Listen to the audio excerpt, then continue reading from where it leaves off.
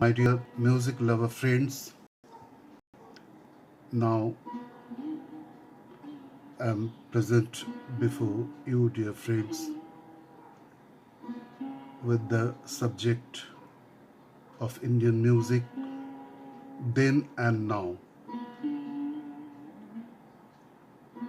My theory, my concept about music, I always love to quote where words fill, music speaks. Music speaks spiritually with the perfect notation of melodious singing or playing any instruments. It speaks spiritually. And I always quote, music is the best therapies for universal health and humanity. My dear friends, music lover friends, I always love to share about related subject to Indian classical music or even film music. If you are in very bored, in the very boring mood, if you have lost your physical or mental energy, I request you, dear friends, please listen either classical music or any soothing film music. Even you can listen Indian classical music, Hindustani classical music, instrumental music, or even any rag sangit music. It will give you immense pleasure and you will be more and more energized after listening any of the rag, either in the morning ragas or afternoon, evening, night, or deep night ragas like Darwari Kanra, etc. So I always try to quote about the slogan of music, where words fill, music speaks, music speaks, music speaks. Now, I love to share about Indian music then and now. In course of my narration about Indian music then and now, you can also hear a little bit soft sound of sarod playing by Maestro Vijay Sarod Maestro Ustad Ali Akbar Khan Sahab and Ustad Amjad Ali Khan Sahab too. So I am just keeping the sound a little bit higher that you can also listen. In course of my narration about Indian music then and now, dear friends, be present with me in the late night. The striking characteristic of Indian society is both its variegated strains of influence as well as its partial isolation from outside incursions. Sometimes for centuries, the great age of this subcontinent itself presents serious problems in the historicity of cultural dynamics. The geographical spread of the land poses questions of social exchanges of unbelievable complexity. In any cultural study of this country, the parts played by various races and tribes are the most important and can never be forgotten. As a matter of fact, it is the understanding of the contribution of these that can give us a clear picture of the changing horizons of Indian music. For the present concept of raga is but often a highly sophisticated form grown from an archaic folk or tribal tune of music. What is now an intricate instrument like veena is but a refined kinari. The present society of India then is a resultant of the interaction of races and cultures, indigenous and foreign. The Negrito and the Mongoloid, the Dravidian and the Aryan have all contributed to this active agglomerate. Their part in the development of our music can be observed in the names of many ragas. For instance, tribal adjectives like Chenchu, Yeraklu to melodious are proof of such possible origins. Names like Malava, Gurjari, Karanta and so on indicate regional associations. While these musical elements are some of basis, religious music is another direction of influence. So far, the only chant of antiquity of which we have sound knowledge is the Vedic, from single and double notes. It grew into a simple one of 3 notes. The lower gave Anadatta, the higher ascended Udatta, and the middle Shairita. This gradually evolves into a heptatonic scale of Sham Veda, the recitation of which was a descending one, which a scale resembling roughly the Greek Phrygic mode, the scale of D, and the current Bhagesri Raga of North India. Obviously, this was an Aryan and greatly influenced all later codifications.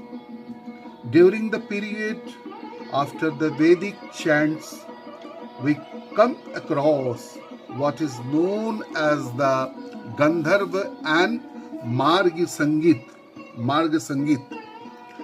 This was also a kind of sacred music, Lord Shiva being the subject.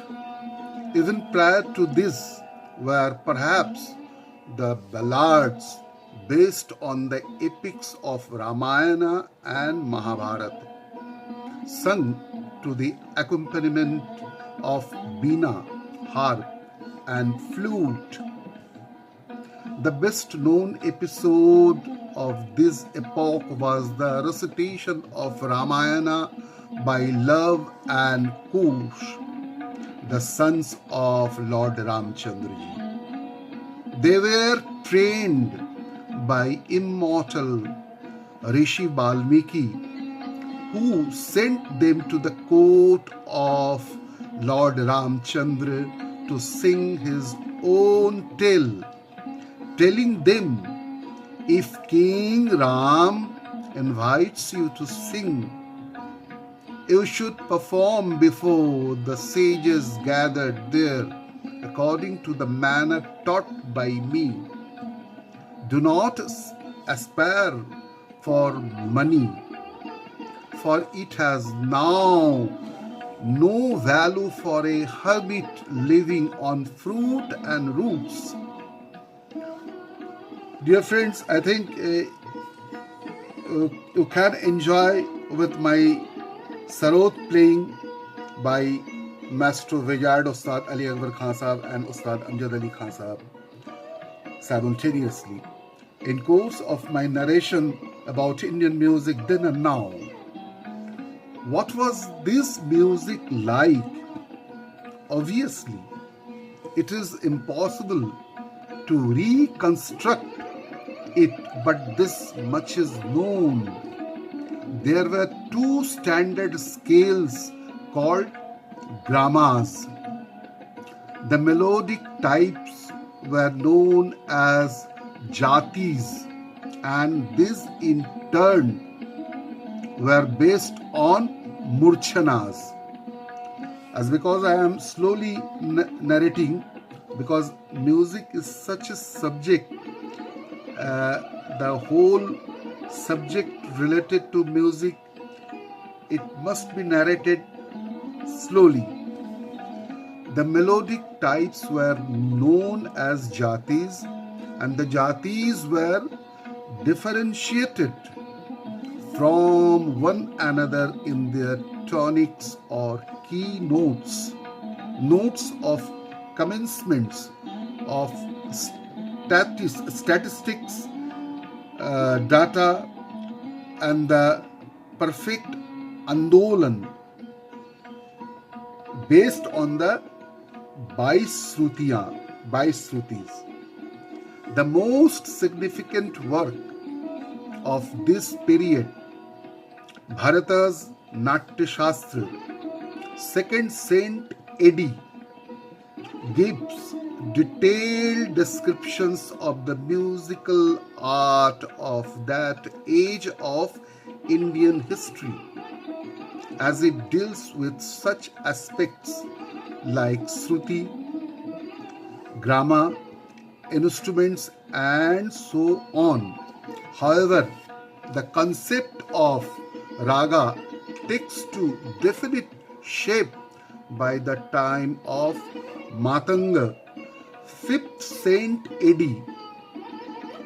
In his Brihadasi, he describes what was then called Desi Sangita, the secular or profane music, hence the name of the book Brihat, great, Desi, original, secular. The treatise deals with the Desi ragas, which were contradistinct to the Marg ragas, which the later were in support. The former varied from region to region and were of pleasing the minds of men. As the texts say, that music, source of all growth, sin in the beginning of the creature, in his contemplation performed by Bharata and other sages in the presence of resplendent Lord Shiva, is the music of contemplation, marga, the path, whereas the song, dance, and play of instruments different from country to country and performed as their people please, and which charms the heart are called desi, secular. A monumental work came to be written in the 13th century AD. This was the Sangeeta Ratnakar, the ocean of music, penned by Sarangdev, an emigrant from Kashmir who became the chief accountant of Raja Shodhala, a Jadava king of Devgiri in South India.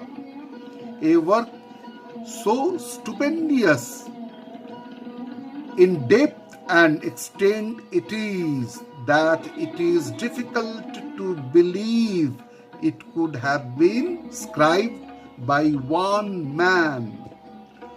The Ratnakar gives in great detail descriptions of scales, ragas, talas, musical forms, instruments, and many other subjects.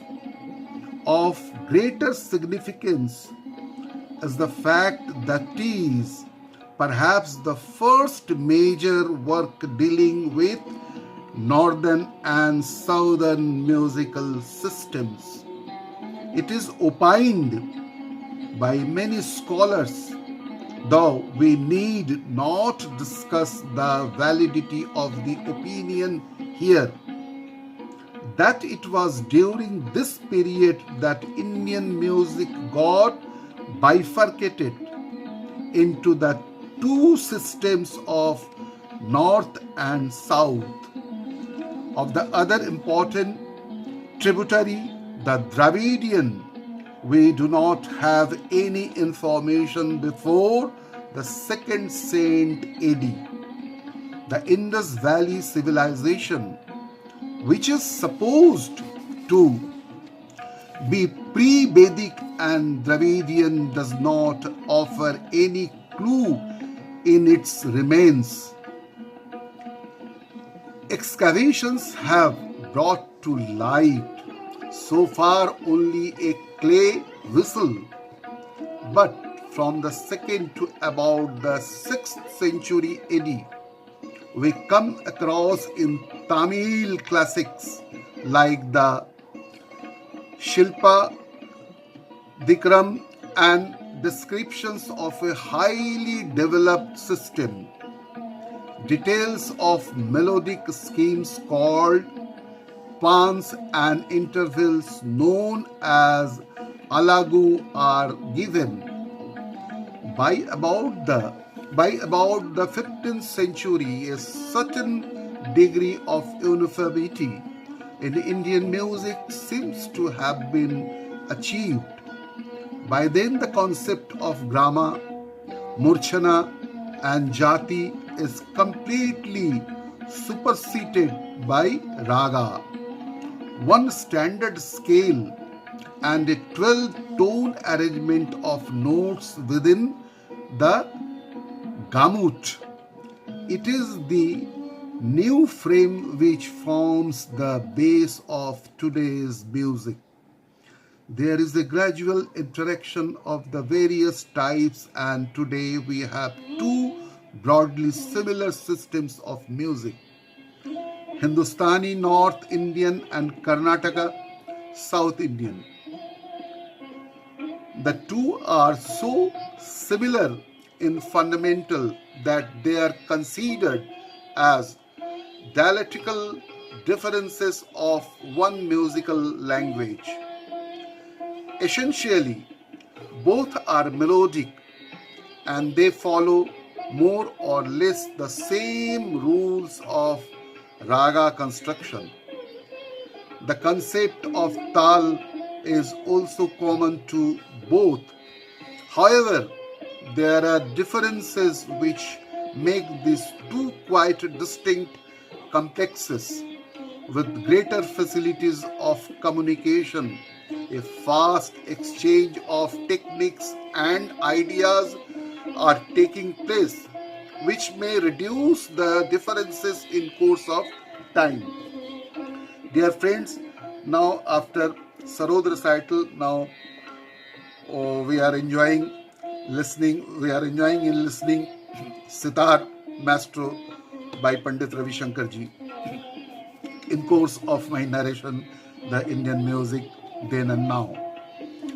As for musical forms, the main one before Drupad and Prabandha, the word itself having a general connotation, closed form. More specifically, it meant a kind of composition with 4 sections. Of such a type was Jayadev's Geet Govind, 13th Saint, an operatic poem of 12 cantos written in Sanskrit. Yet to be rivaled in quality, it is also the first musical work that we know of which gives both the raga and tala for every one of its songs.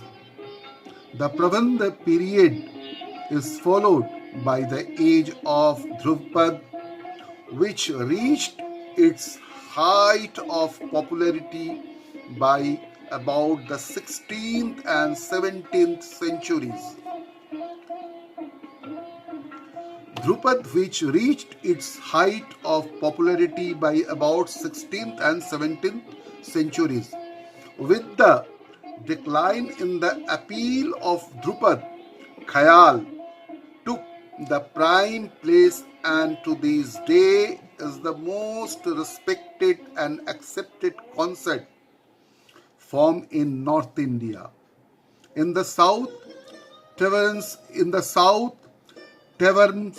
is the most of the Tamil land are the most ancient and sophisticated music which we have definite information about. These were sacred hymns composed by 3 saints, Tirijuna and Sambandar Upper and Sundarmurti Narayan 7th and 9th saint. The Tripukas, another bunch of devotional songs, were the creation of Saivite saint, and Tevarams have only their Pan's melodic schemes mentioned but not their tals. In the case of they only their talas are given, not their melodic titles. Hence the significance of the Geet Govind, wherein the names of ragas and talas for all prabandhas are clearly shown. The next major form is Kirtan. Earliest composers of this kind of musical were the Talpakham poets 15th saint. The texts of the songs were inscribed on copper plates, preserved to this day in the archives of the temple in Tirupati. This musical type gets a great fillip at the hands of Purandar Dasa and is to the finest by the Trimurti, Tyagaraja, Shyama Shastri and Muthuswami Dikshitar. Paripasu, with all this a great change came over the structure and style of playing of musical instruments. Vedic Venas were of the harp and types we hear of Bipanchi 9-stringed and Satatantri 100-stringed Venas. Some of these along with Venu flute were used for the Vedic chant, perhaps due to perhaps due to the excessive influence of vocal music with its glides, shakes, and trills. Such instruments were found inadequate, or else there were deeper psychological reasons. In any case, these harp and dulcimers disappear completely by about the 15th century, giving place to fingerboard instruments. Today we have sitar, sarod, sarangi, violin, and veena fingerboard lutes as the most popular and accepted ones. The stray survivors of the ancient veena are santur and savarmandal, so that is surmandal. One of the major imports from outside India was the music of Central Asia, Persia, and Arabia. Influence of Arabic music can be seen even now in the songs and tunes on the Indian islands of the Arabian Sea. A raga like Hijaz points to its Arabic origin. Hijaz being an area in Arabia. Rag, Turushka, Tori obviously is indicative of its Central Asian source. More than anything else, these incursions have affected the style of singing, particularly in North India. For instance, ghazals, love lyrics, tappas, and music of that genre are definitely foreign. These Central and West Asian cultures have also given to India both instruments like sarangi and perhaps even some long naked lutes. A key figure in the spread of Muslim or rather Persian musical feelings and techniques was Amir Khosrow, 1254 to 1324 AD. Though even prior to him, the effects of invasions from Central and Western Asia were felt, for in 1013 AD, Muhammad Ghaznavi plundered northwest India, distributing a settled culture. Many an artist and scholar fled Kashmir and neighboring areas seeking asylum in the south, the most famous of them being Sarangdev, the author of Sangeet Ratnakar, 13th century. Within, they carried their art and scholarship, which they would not divulge to that barbarians. So a state of confusion prevailed with a wide gulf between the more ancient grammar and the then current practice.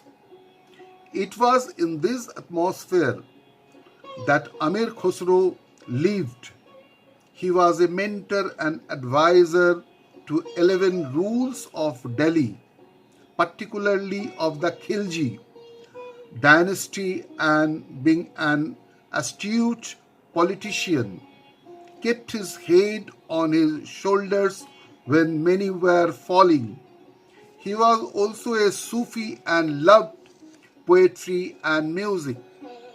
While a scholar in Persian, he had also learnt Brijbhasa and Sanskrit, perhaps because his mother was a Hindu and father a Muslim.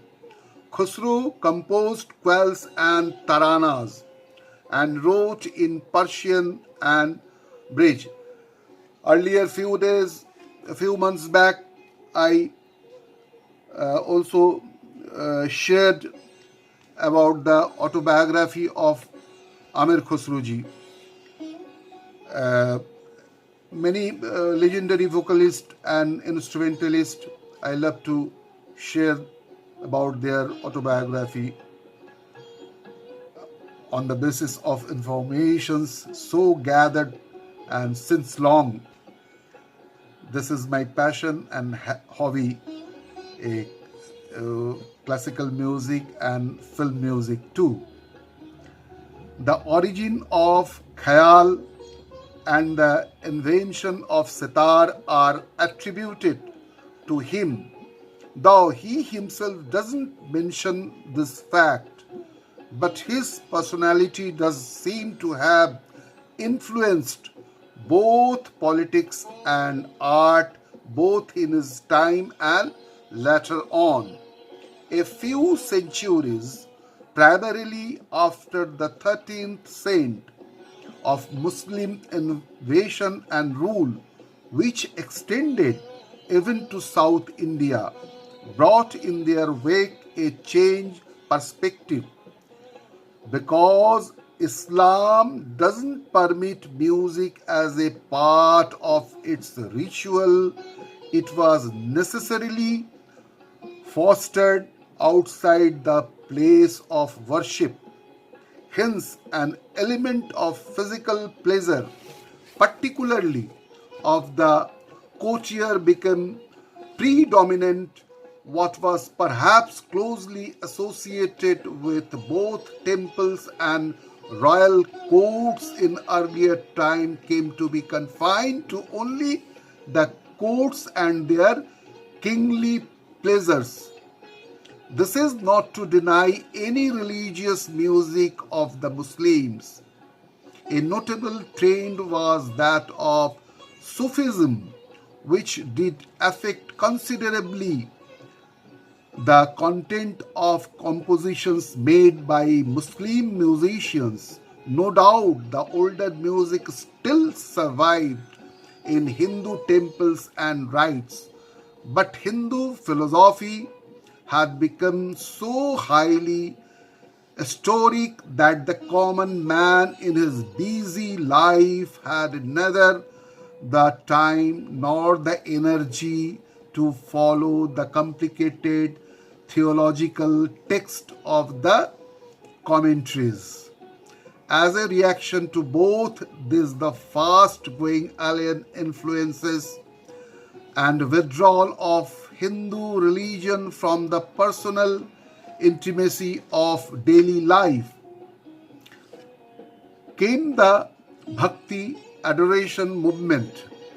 This flood of emotional devotion threw up great composers and musicians. Music came to the people as devotional songs and spread from home to home. Much has been written about what is known as the Bhakti movement in India. While there was definitely an upsurge of devotional element in Indian life in medieval times, it would be wrong to limit such feelings to any part of human history. The devotion to something superhuman is as old perhaps as man.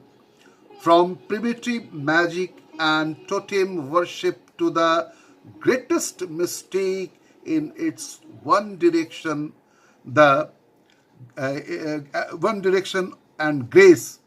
Historically speaking, the Vedic hymns to Varuna, Savitri, and Ushas may be some of the earliest songs and rhapsodies of prayer. However, the best known devotional songs are connected with the Vaishnavite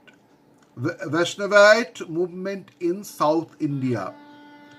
Dear friends, music lover friends, now in course of my narration, now we can also enjoy Ustad Bismillah Khan Sahab, Shehnai Maestro. So I think you people can hear the sound of Shehnai. Now just it started.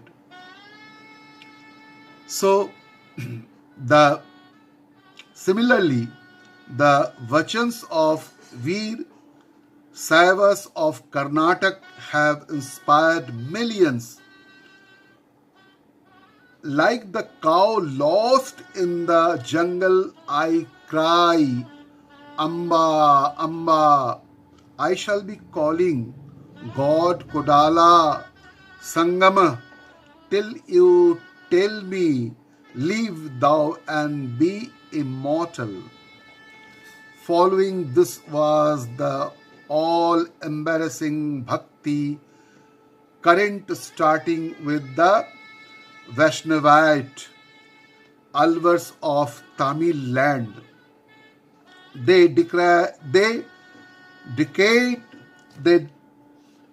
social bifurcations and injustice and sang of devotion and surrender.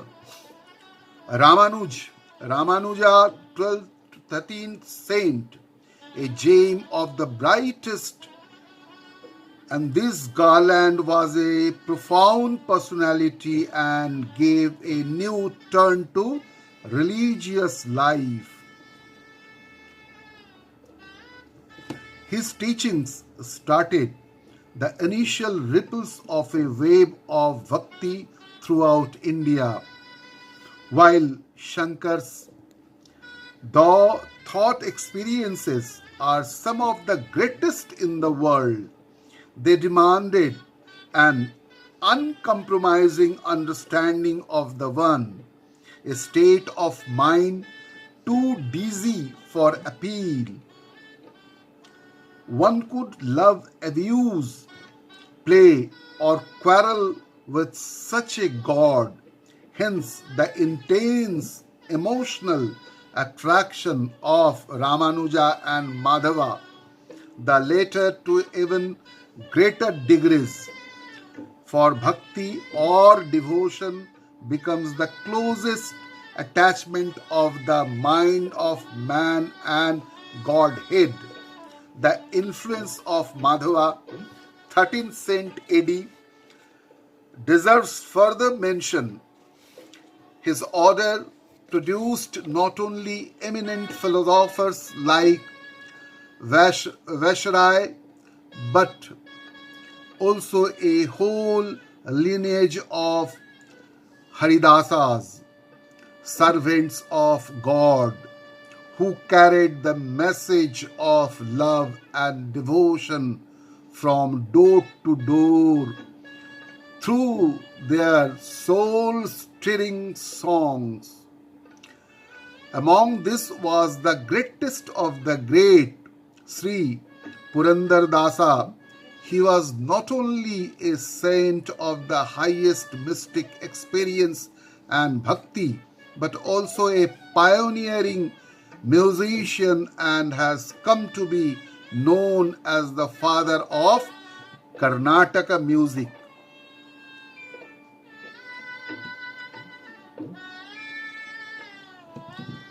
The wave of bhakti spread from South India and engulfed the whole of the subcontinent, mainly because of Ramanand, 14th saint. It became an irresistible force in the religious and musical life of the North. The movement pulled down caste barriers and religious obstructions and gave us some of the most brilliant mystic singers of North India. Kabir, Dadu, Namdev, Tukaram Nanak, Chaitanya, Meera, and a host of others poured forth bhajans and abhangas, which have become an integral part of Indian musical and religious life. The tide took in its stride the Sufis of Islam. A stream of this flow created the Radha Krishna love legends which have become the source of inspiration for some of the most beautiful songs. The incomparable Gita Govinda of Jaydev, the Kirtans of Chaitanya, and Padams of Kshatriya have sublimated the human man-women love to the finest Gusamar mystic adoration. While earlier devotional music was mostly hymn or folk melodic, a few composers like Jaydev, Purandar Dasa, Bhadrachala Ramdas created music and poetry of high excellence. Then came Tyagaraja about 200 years ago. His music was divine, both in form and content. He described social pretenses and self-aggravation in the name of yoga. He says, to the great one who has control over his mind, where is the need for tantra and mantra? Again, Ram Nama is the precious thing to be coveted. Why bother with other paths? And what should one's singing be like? Devotion with the nectar of note and melody is verily a paradise. One attains salvation when one becomes a jnani, an intelligent knower, after several births. But he who has the knowledge of ragas and sung with natural devotion is a liberated soul. In our own times, the music of Kaviguru Rabindranath Tagore has once again raised music to high pinnacles of meditative grandeur, that is Rabindra Sangit. For him, all creations is music. The light of thy music illumines the world. The life breath of thy music runs from sky to sky. Shri Aurobindo was supposed to have remarked somewhere that there is not an inch of India where a saint had not walked. One may be permitted to add that there is not an inch of India where a bhakto disciple has not walked and sung. The end of the Muslim period brings us to the doorstep of the contemporary scene. As we survey this panorama, once again it becomes evident that the changes Indian music is undergoing is again one of style and presentation and not of its foundation. For the music is still essentially melodic, though foreign colonials are slowly but inevitably creeping in. There is an important factor which has given a new impetus to Indian life: the struggle for an attainment of political freedom. During the 20s, it was a patriotic fervor that drew many musicians into the whirlpool of nationalistic struggle, and those included Rabindranath Tagore, Dijendralal Roy, Kaji Nazrul Islam of Bengal, Vishnu Digambar Paluskar of Maharashtra, Bharati, the Tamil poet, and others, with an urge to establish our music and musicology on the world map, pulling it out of the neglect shaped by the English educated elite, there were also institutions who took up the challenge of the Renaissance, such as the Theosophical Society, the Madras Music Academy, the Vishwabharati University, to mention the foremost.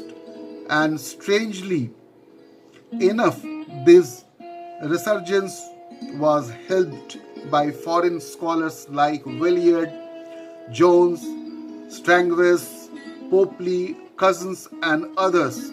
After the 40s, schools were encouraged to have classes in music, and state government also started conducting examinations.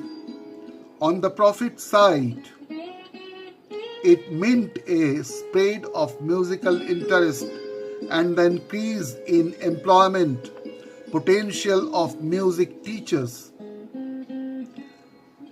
On the loss side, it has meant a regrettable lowering of standards and tests, as well as a proliferation of tuition classes and guide books.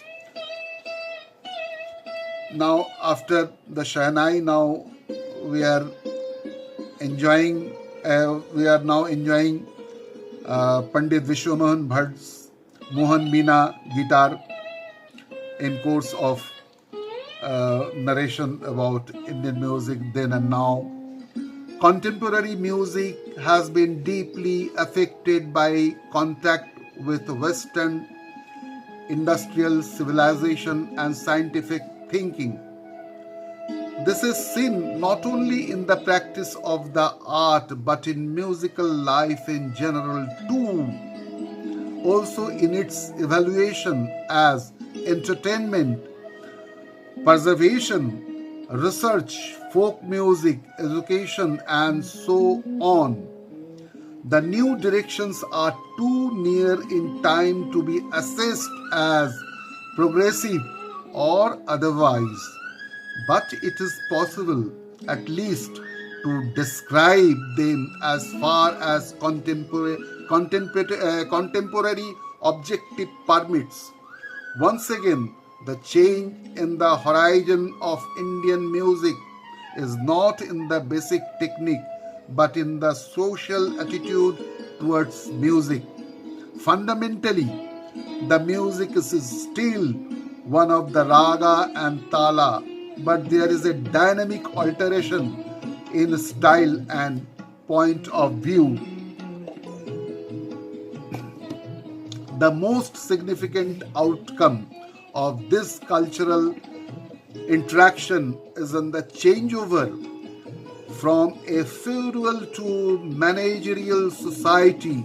A feudal society is more or less governed by an individual, but in the present setup, it is a group that is responsible for the management of social order.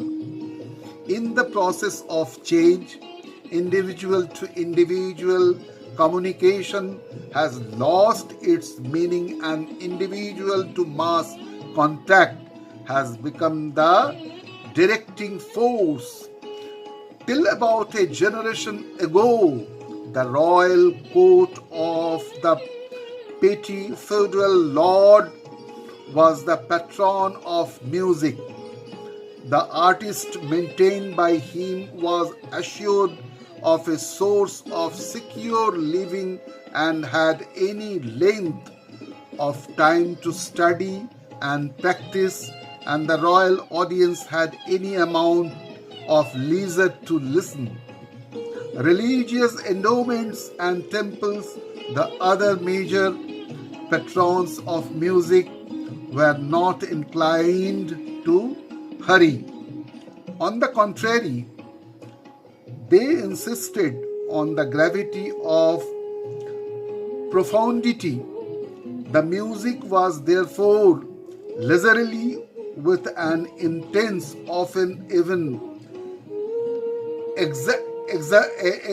exonerated that the music individually the economic situation was also less competitive than now, and the musician could take things slower. But it would not be right to assume that all was wonderfully healthy, for much have depended on the patron and the psychological of the musician's mind and mentality.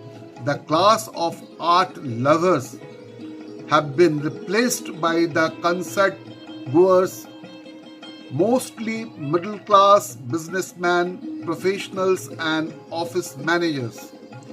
They have no time to take a music performance leisurely, for their lives are keyed to faster tempos, since they pay less fee individually.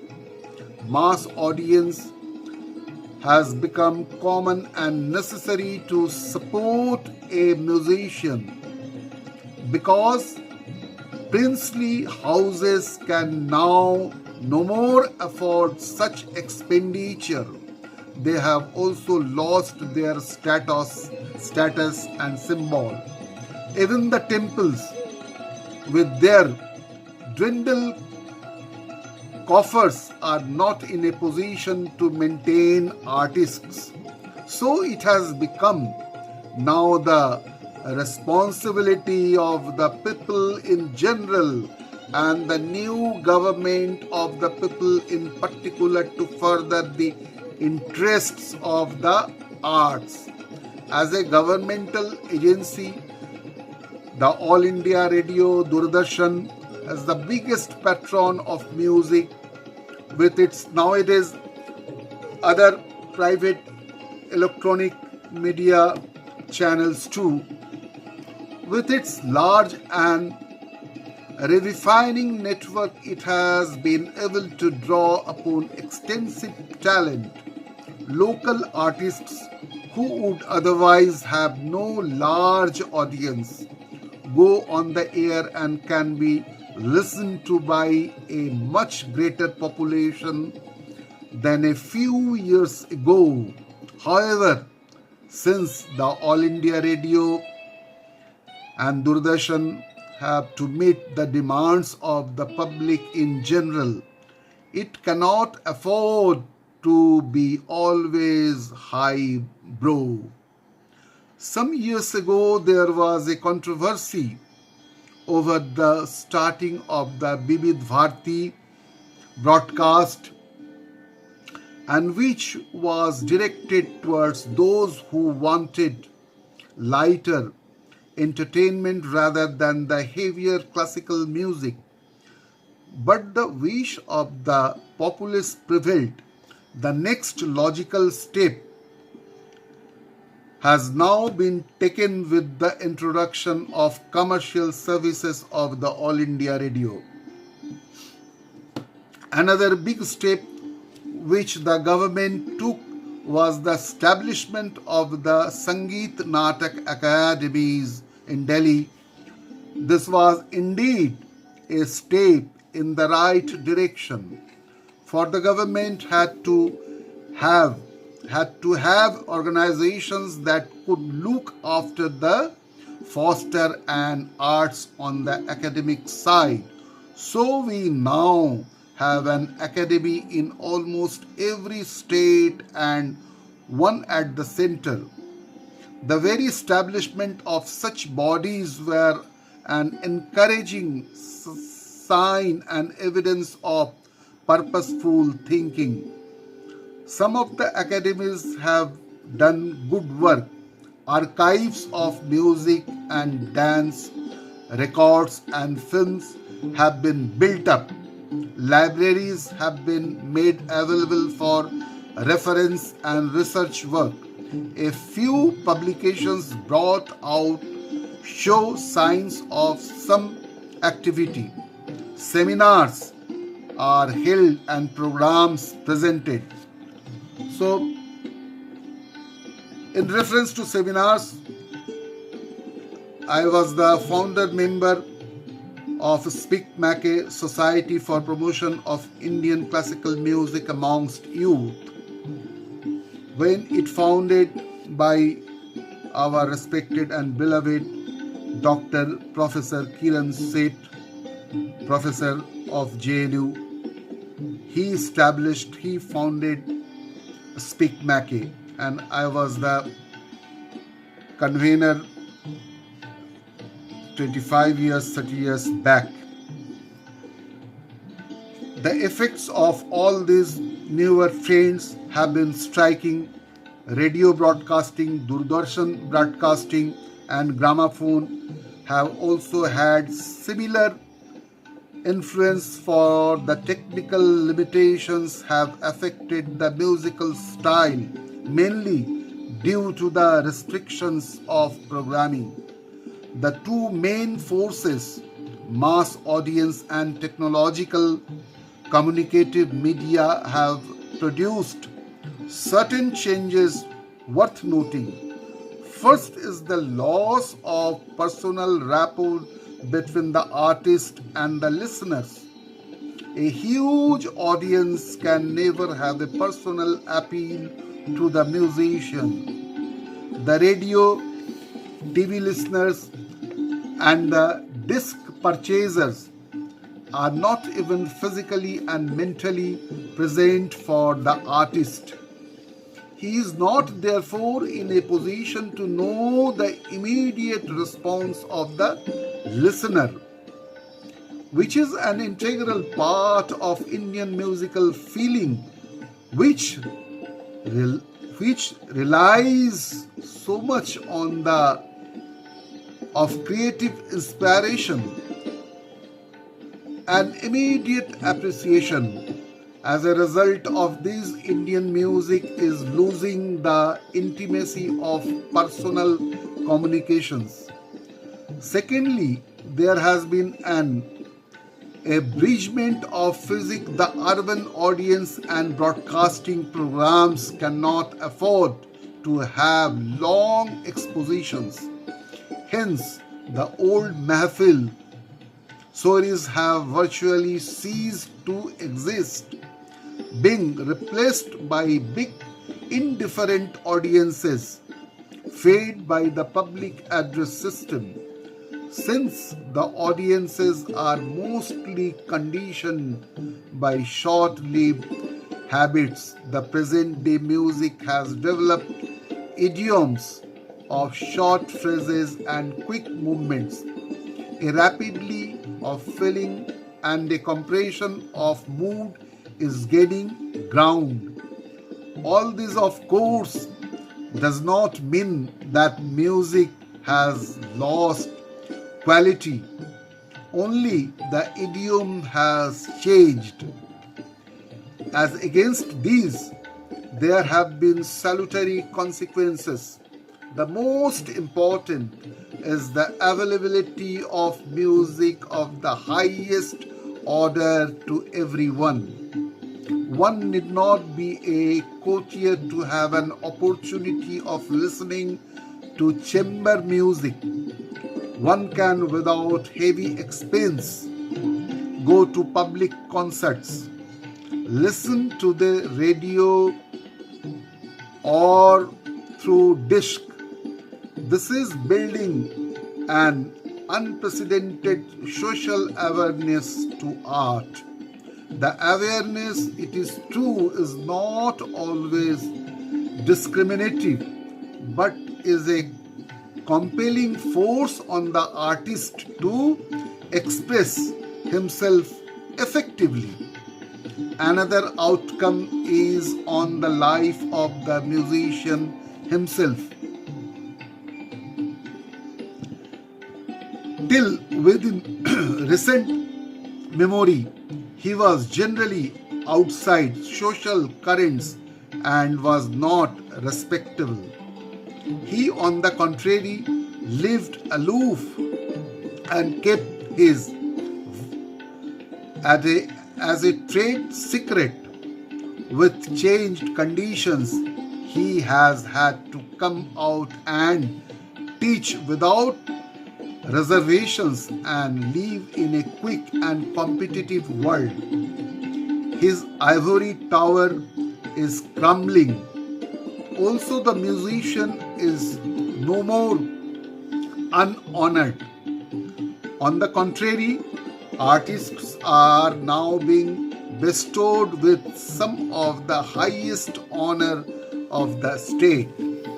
The social attitude to music has also had another profound repercussions, and that is in the field of musical education.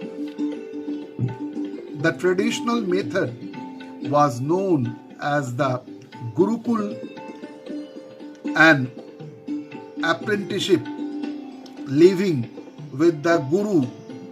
The disciple stayed with the Guru and served him, which we call Guru Shishya Parampara. The Guru, in his turn, looked after the student disciple and taught him the art. There was no regular syllabus of examinations.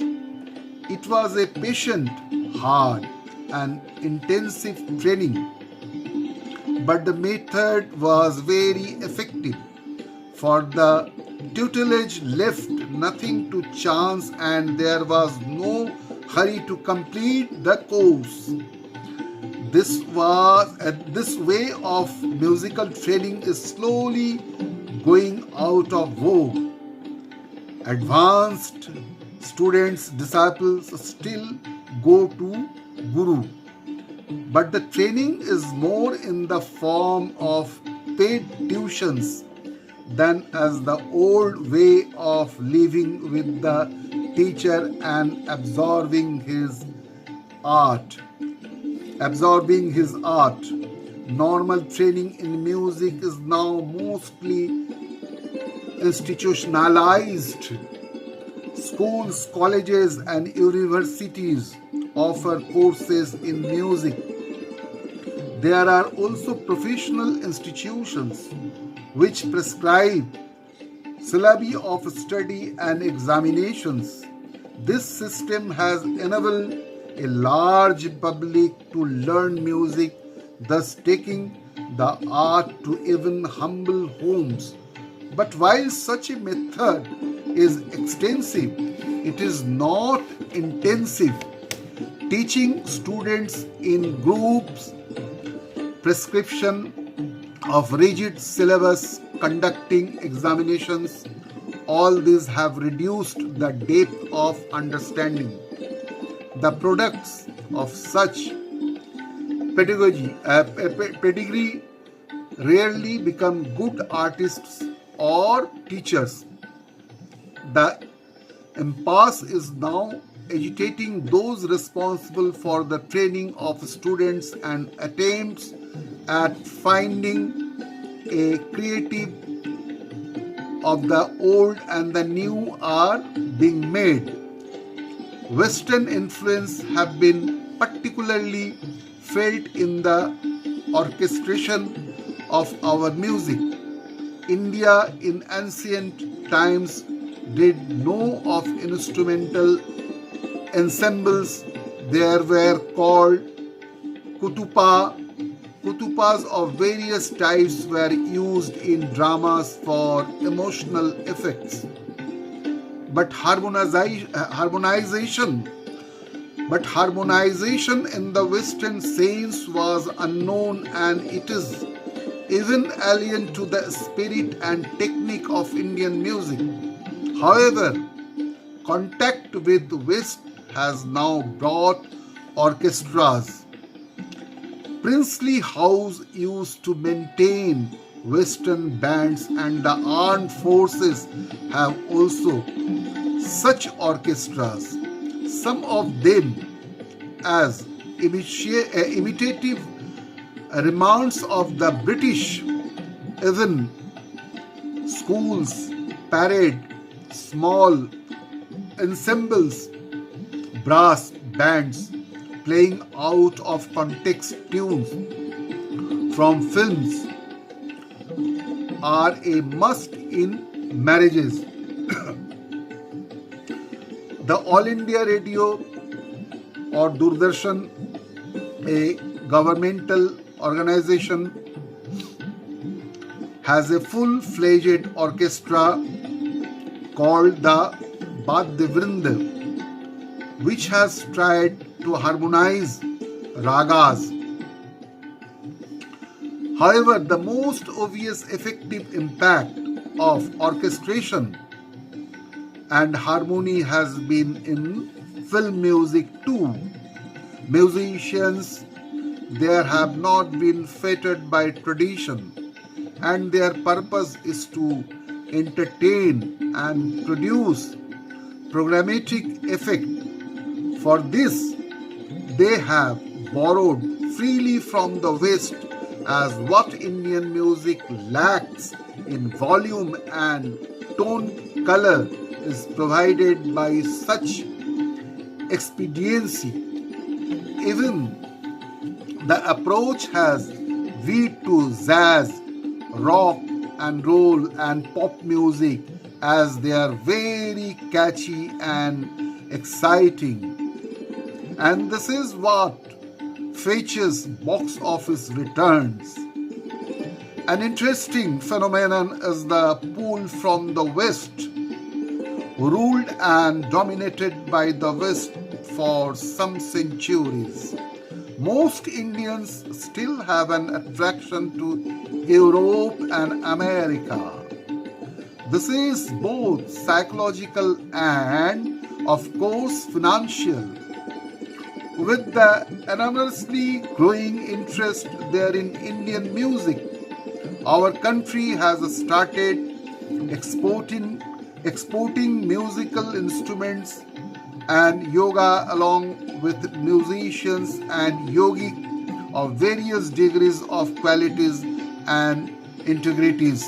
Some of our best known artists are more famous abroad than here, and certainly better paid, and they condense to visit us once in a while, playing what they have not yet lost. The effect on their music is palpable, and being divorced from their physique sustains here. The music they dish out has become superficial, has lost its Indian idiom and acquired a big dash of inanity. Yet another trend that is invading and many change the dimensions of the music in the East-West encounter. We have just noted the effects of Indian musicians going west and absorbing new idioms. But perhaps what may be more effective is the modern Western composers invading India and producing harmonized ragas. They have started composing in ragas with knowledge of varying depths. True, sometimes such music by itself is beautiful, but it robs the ragas of almost all its essentials, like micro music differentia, that for often tempered instruments are used, and transposition indulged in essential gamaks, characteristics of chalan or sanchar. These are the musical definitions, and above all an inwardness and a feeling of growth which our genius, who know not what effects these new directions may have. The avant-garde may call any reaction to this as purist, but then it is certainly better to be pure than to be foolish and exhibit ignorance as creativity. Whether all these impacts technical and social will eventually change the entire form of the attitude of music in India. No one can predict. It can only be hoped that it will not lose its meditative inward quality and delicateness of structure. So, very good, my dear music lover friends. This was which I narrated, I shared among all of you, dear music lover friends and other friends too, about Indian music then and now. Now this is almost 11 o'clock in the night. So I would like to wave with all of you, dear friends. Happy to wave with all of you, dear friends. Mr. Sanjay Malhotra from Baliganj, Kolkata. He is listening and watching. Thank you, Mr. Sanjay Bhai.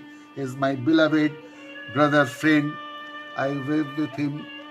Madam Tumpa Chakraborty is watching. Thank you, Madam Tumpa Chakraborty.